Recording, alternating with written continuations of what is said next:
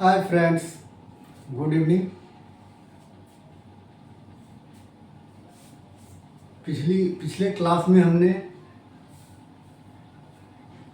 Exercise 8.4 से question number 4 का 2 part करवा दिया था। अब उसी को हम लोग आगे बढ़ाते हैं। क्वेश्चन नंबर 4 का पार्ट नंबर 3।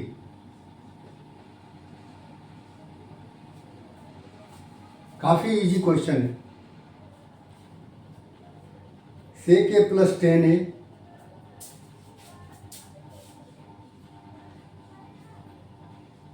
सेक ए प्लस 10a और 1 माइनस साइन। अब इसको सॉल्व करना है, देखना है क्या कौन सा ऑप्शन हमारा मैच करता है। तो ये तो साइन ए है ही आपका ऑलरेडी, इसको कुछ नहीं करना है, बट इस दोनों को बेसिक में ले आना। साइन ए में सेक ए को आप लिख सकते हो 1/cos ए और 10a को लिख सकते हो साइन a/cos ए। क्लियर है? इसको आप ऐसे ही रहने दीजिए, ये बेसिक में है। अब क्या करना है, इसका एलसीएम ले लेना है। cos ए हो जाएगा, ऊपर क्या हो जाएगा 1 प्लस साइन ए होगा, क्योंकि cos ए से cos ए को डिवाइड करोगे 1 आएगा, 1 को 1 से मल्टीप्लाई 1 रहेगा। फिर cos ए से cos ए को डिवाइड करोगे 1 आएगा, 1 को साइन ए से मल्टीप्लाई करोगे साइन ए आएगा। और इसको हम एज इट इज लिखते हैं। अब आप देखिए यहाँ पे 1 प्लस साइन ए और 1 माइनस साइन ए, फिर वही करना है। ऊपर जो है उसको एक साथ रख देना है, 1 माइनस साइन ए, इसको ऊपर वाले से मल्टीप्लाई, नीचे हम cos ए ऐसे ही लिख देंगे। अब फिर आपको a plus B A minus B उसी हिसाब से हो गया। अगर 1 को हम a लेट करें और साइन ए को b लेट करें तो a प्लस बी हुआ, और यहाँ भी सेम थिंग है, इसीलिए a माइनस बी है ये। तो a plus B A minus B क्या होता है, a square minus B square. ये लीजिए, इसको आप ऐसे भी लिख सकते हैं बाय cos ए। अब 1 का स्क्वायर कीजिएगा 1 आएगा, साइन ए का स्क्वायर कीजिएगा तो साइन स्क्वायर ए होगा बाय cos ए। अब 1 माइनस साइन स्क्वायर ए आप लोगों ने फॉर्मूला पढ़ा है, sine square A plus cos square A equals to 1 होता है।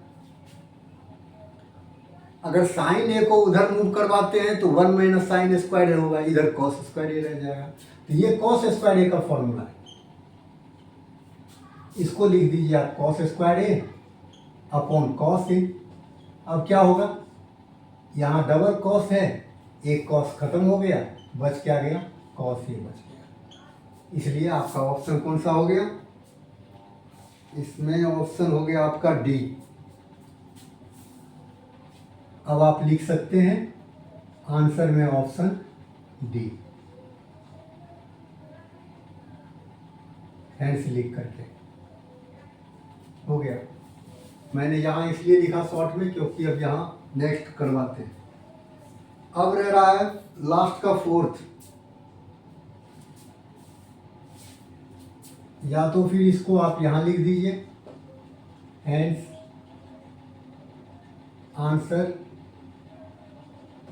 Answer is option D,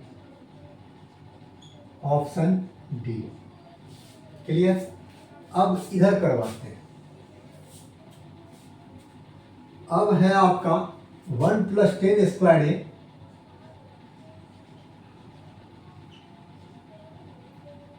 bye 1 plus cot square.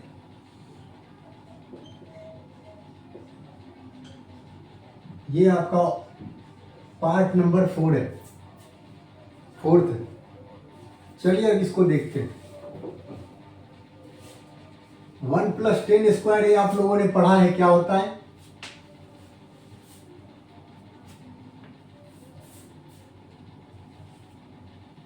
वैसे 1 प्लस 10 स्क्वायर ये क्या होता है, सेक स्क्वायर ये होता है। क्लियर है? 1 प्लस टेन स्क्वायर ए सेक स्क्वायर ए होता है, याद कीजिए आप लोग आइडेंटिटी को। और 1 प्लस कॉट स्क्वायर ए क्या होता है, कॉसेक स्क्वायर ए होता है। यह आसान है, काफी आसान हो गया। Sec square A minus ten square A 1, तो sec square A equal to 1 plus ten square A, तो 1 प्लस टेन स्क्वायर ए की जगह सेक स्क्वायर ए लिख दिया। इसी तरीके से cosec square A minus cot square A 1 होता है, तो cosec square A equal to हो जाएगा 1 प्लस कॉट स्क्वायर ए, तो 1 प्लस कॉट स्क्वायर ए को कॉसेक स्क्वायर ए लिख दिया। अब क्या करना है, इसका आइडेंटिटी रख देना है। सेक स्क्वायर ए क्या होता है, 1 बाय कॉस स्क्वायर ए, और कॉसेक स्क्वायर ए क्या होता है, 1 बाय साइन स्क्वायर ए। हो गया। अब 1 बाय कॉस स्क्वायर ए, ये जो आपका डिवाइड है, मेन डिवाइड यही है। ये मल्टीप्लाई में जब चेंज होगा तो ये रिवर्स हो जाएगा, साइन स्क्वायर ए ऊपर 1 नीचे। फाइनली ये क्या आ गया आपका, साइन स्क्वायर ए को 1 से कीजिएगा यही रह जाएगा, कॉस स्क्वायर ए को 1 से कीजिएगा कॉस स्क्वायर ए रह जाएगा, और sine square A by cos square A क्या होगा, टेन स्क्वायर ए होगा। इस तरीके से आपका ऑप्शन नंबर डी इसमें भी आपका करेक्ट है। Hence correct option is D.